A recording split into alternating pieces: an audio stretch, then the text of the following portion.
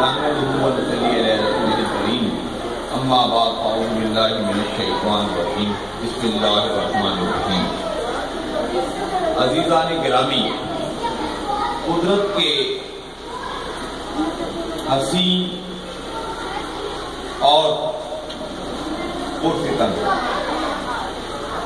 دو روح انسان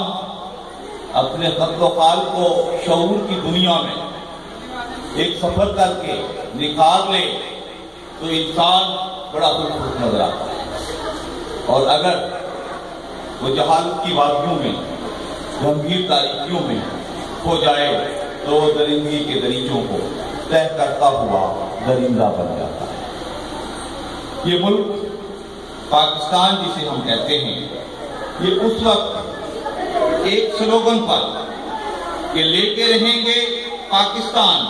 بن کے رہے گا پاکستان، اٹھ باندھ کا مطلب ڈرتا ہے، پھر دیکھ خدا کیا کرتا ہے۔ پاکستان کا مطلب کیا؟ لا الہ الا اللہ۔ اس پر ہم نے یہ حاصل کیا، جب یہ ملک ہم نے حاصل کیا، پاکستان ایک ایسی سرزمین ہوگی جہاں ظالم کا احتساب ہوگا، مظلوم کے آنسو پوچھے جائیں گے۔ جب ہم نے اپنے آپ ایک لمحے کے لیے یہ سوچیں، بچوں توجہ فرمائیں، یہ سوچیں ابھی آپ کو حکم ملے کہ ابھی آج ہی آپ نے اپنا گھر چھوڑ کر کوچ کرنا ہے، تو یقینی طور پر بچیاں جو میرے سامنے ہیں، آپ میں سے بہت ساری اپنی ماں سے کہیں گی امی میں نے اپنی یہ کتابیں نہیں چھوڑ کر جانی، امی میں نے اپنا یہ خوبصورت لباس چھوڑ کے نہیں جانا، امی میں نے اپنا پین چھوڑ کے نہیں جانا۔ یہ تو آپ کی خواہش ہوگی۔ ماں کہے گی میں گھر سے چوڑیاں اٹھا لوں، قیمتی کپڑے اٹھا لوں، برتن اٹھا لوں۔ ایسا ہی ایک لمحہ تھا جب 14 اگست 1947 کو یہ مملکت خداداد ماضی وجود میں آئی تھی، تو جب پتہ چلا کہ ہم نے پاکستان بن گیا ہے، ہمیں پاکستان ملنے جا رہا ہے، تو اس وقت ایک جذبہ تھا،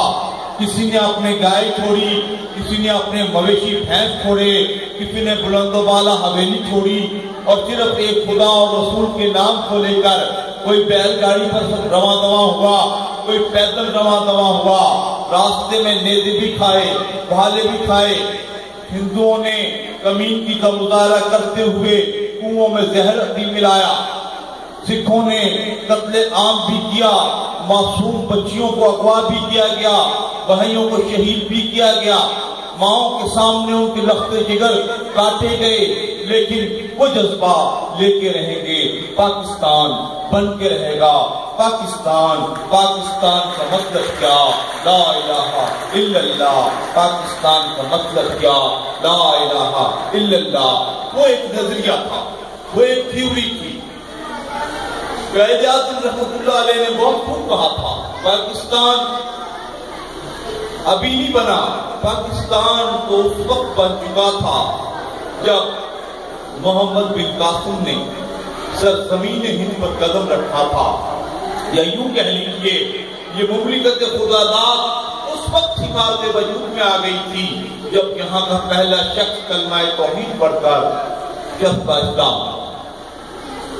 تو میری بیٹیوں، بہنوں، بھائیوں، آج اگست کا مہینہ ہے، اور یہ وہ مہینہ ہے، یہ وہ دن ہے جب آزادی زوروں پر تھی۔ آج ہم نے دو سفر طے کرنے ہیں، ایک تجدید عہد کا اور ایک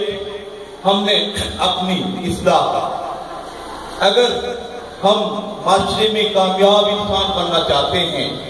تو ہمیں تھوڑا سا اپنا احتساب کا عمل سے گزرنا ہوگا۔ اگر آپ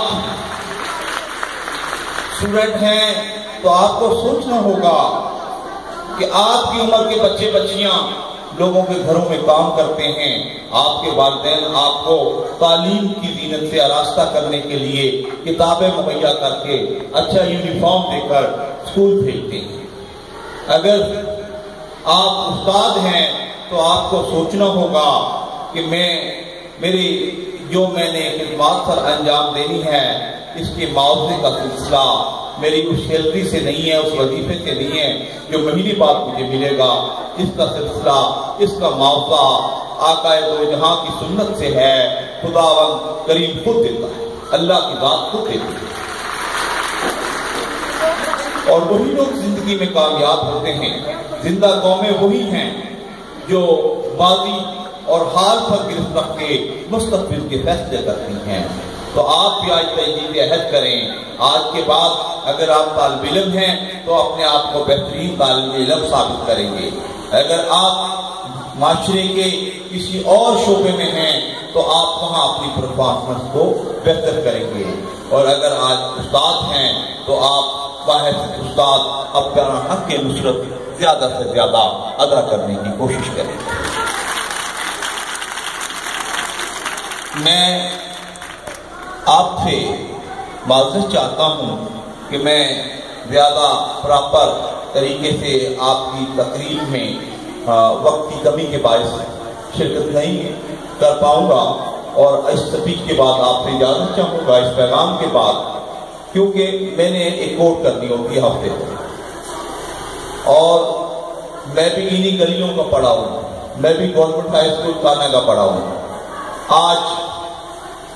سپریم کورٹ کا وکیل بھی ہوں، آج بحیثیت منصف جج فیصلے بھی کرتا ہوں، آج بحیثیت وکیل کورٹوں میں بھی جاتا ہوں۔ ویگن سے سفر کرنے والا میرے خیال سے کوئی گاڑی نہیں ایسی ہوگی پاکستان میں جو چلتی ہو، مرسیڈیز کی جیپ ہو، بی ایم کی جیپ ہو، میں جیپیں ہی رکھتا ہوں، جو میں نے انجوائے نہ کی ہو۔ تو میں جب اسکول جاتا تھا